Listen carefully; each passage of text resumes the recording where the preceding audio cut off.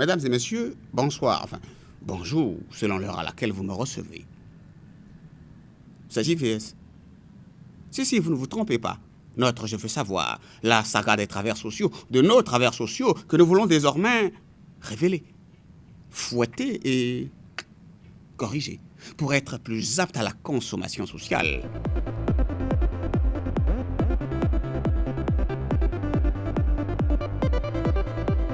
La fille, ne voulant pas, a fui, a crié, mais 3 fois de suite, le mari est enfin parvenu à mettre la main sur elle.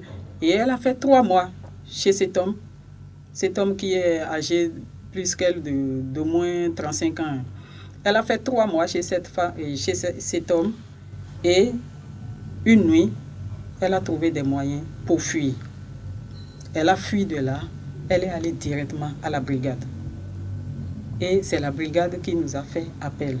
Quand nous avons invité donc cette famille, y compris la maman, à la brigade, et la maman a expliqué, oui, effectivement, je reconnais que c'est une pratique qui est mauvaise, mais pour moi, c'est le seul moyen que j'ai trouvé pour pouvoir subvenir aux besoins de leurs frères et sœurs. Cette édition-ci de notre caméra balade zoome sur le procès de Ango. Ango qui a rapté de force, violé et marié de force la petite Tata, une élève de 13 ans. Ango par qui une série de pressions sociales s'est abattue sur Tata et sa mère. Demain a lieu son procès. Tata sera là. Tata non sera là. Tata sera là. Et Zogou et son oncle sera là.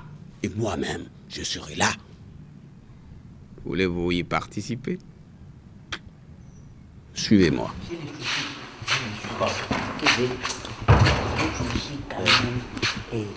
Faut pas te fâcher. Mais j'ai peur quoi? Tu as peur de quoi? Bon, je me demande, est-ce qu'on ne va pas retirer tout simplement notre plainte là? Quoi, jamais? Comment retirer la plainte? Tu es fou? Non, je ne suis pas fou. Est-ce que tu as remarqué un peu l'attention dans la salle d'audience? La façon que les gens me regardent, l'attention elle est forte. L'audience est reprise. Veuillez vous asseoir. J'espère que la suspension a été utile. Les accusés Ango et Chokonduro à la barre. À présent, nous allons redonner la parole au ministère public. Monsieur l'avocat général. Merci, Monsieur le Président. Monsieur le Président, je rappelle les chefs d'accusation. Pour le sieur Ango, encore en détention, on lui impute, en complicité et en association avec d'autres, l'enlèvement de mineurs avec fraude et violence. Coups et blessures volontaires, toujours en association. Viol et complicité de viol sur mineurs. Donc, Monsieur le Président, ces faits sus-indiqués sont constitutifs de délits et de crimes et méritent d'être punis. Alors, je requiers contre le sieur Ango 20 ans de travaux forcés. Très bien. Pour décourager à jamais de telles pratiques. Quant au père, complice de chacun de ces chefs d'accusation, lui aussi, 20 ans de travaux forcés. Silence! Car c'est par lui que le scandale est arrivé. Et sans son aide, on n'en serait pas là aujourd'hui. Il doit être immédiatement jeté en prison. Je vous remercie, Monsieur le Président. Merci. Maître Kett, vous avez la parole pour vos plaidoiries. Merci, Monsieur le Président. Monsieur le Président, ce réquisitoire me paraît un peu sévère et ne tient aucun compte du contexte sociologique de la commission des faits. Qu'il me souvienne, le père de la victime s'est marié avec sa mère dans les mêmes conditions. Ces faits sont donc admis dans la sociologie ambiante. Monsieur Ango, l'accusé, est marié à 4 femmes et est père de 13 enfants. Le père de la victime est marié à 3 femmes et est père de plusieurs enfants. 20 ans. Voudriez-vous les séparer de toutes ces bouches à nourrir? Qui s'occupera de ces enfants? Qui assumera leurs besoins? Alors que c'est les 2 accusés qui sont les principaux pourvoyeurs de leur famille.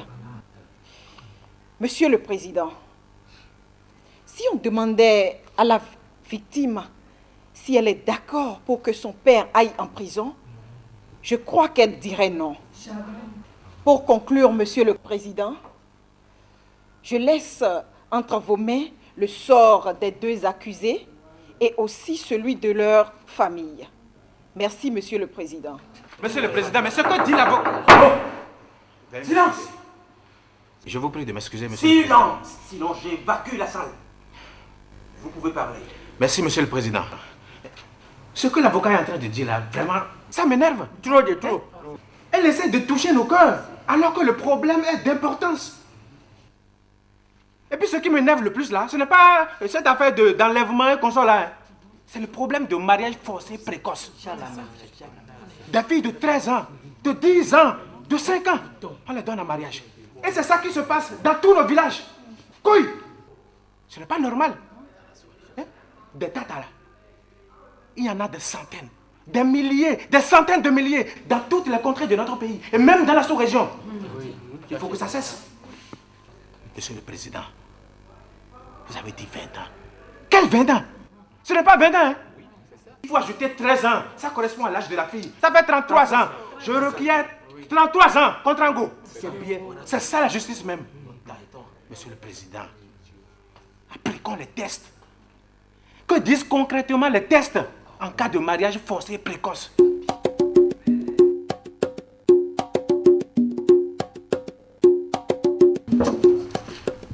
Même là, même à ce niveau, nos tests bégaient. Devant l'arrogance de nos traditions, nos tests tendent. Mais que pensent les spécialistes du mariage forcé précoce? En réalité, est-ce qu'il y a une incrimination appelée mariage précoce forcé? À mon entendement, non. Mais le phénomène existe. Généralement, on l'appelle ainsi, mariage précoce, mariage forcé. Mais en réalité, ce phénomène se déroule de plusieurs manières.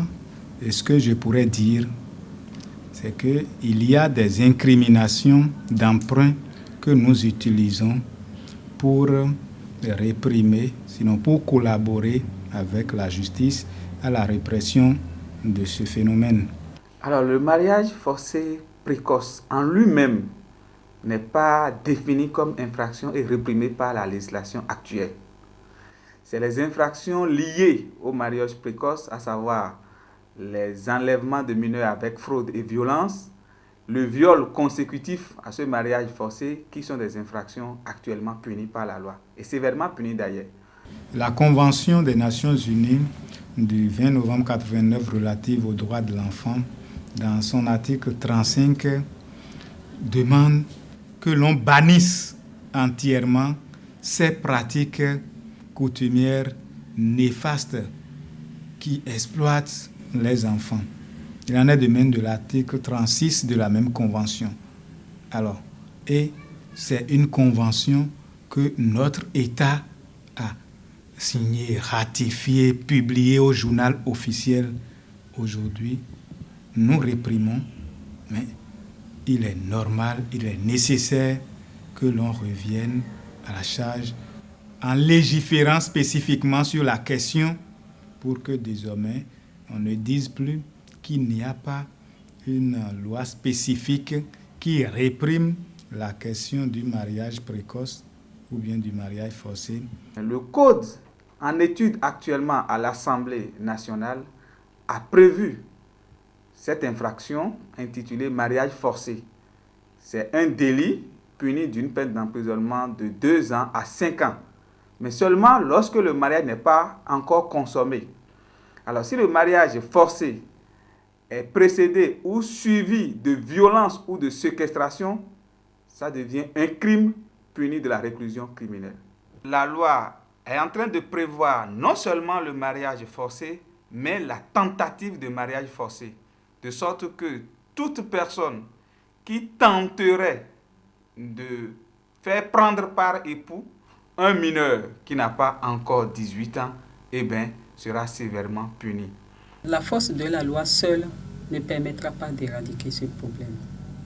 Et les mesures coercitives que nous voyons aujourd'hui, ou quand il y a une situation du genre, on enferme les gens en prison et autres, ça ne va pas éradiquer le problème. Il faut aller à la source, comme je l'ai déjà dit. Il faut procéder par le dialogue avec les acteurs eux-mêmes, les amener à comprendre surtout les conséquences néfastes de la pratique et de demander leur avis sur comment faire pour atténuer ou éradiquer ces conséquences néfastes. La solution viendra des acteurs mêmes et non de la loi seule. L'autre chose, c'est la pauvreté. Il faut que nous continuions à lutter contre la pauvreté parce que la pauvreté a une grande part de responsabilité dans cette pratique-là. Eh oui, ce n'est pas moi qui l'ai dit. C'est la charmante sociologue qui l'a dit. Il faut le dialogue. En matière de tradition, il faut le dialogue et non enfermer les gens comme on veut, tous azimuts, faire parler la loi avec rudesse. Non, car il faut considérer nos parents, les gens dans les communautés et les écouter pour que la solution sorte d'eux. Bien sûr, comme à chaque fois, votre solution à vous sort de moi, n'est-ce pas? Je vous dis bye bye et que je vais cette édition-ci terminer.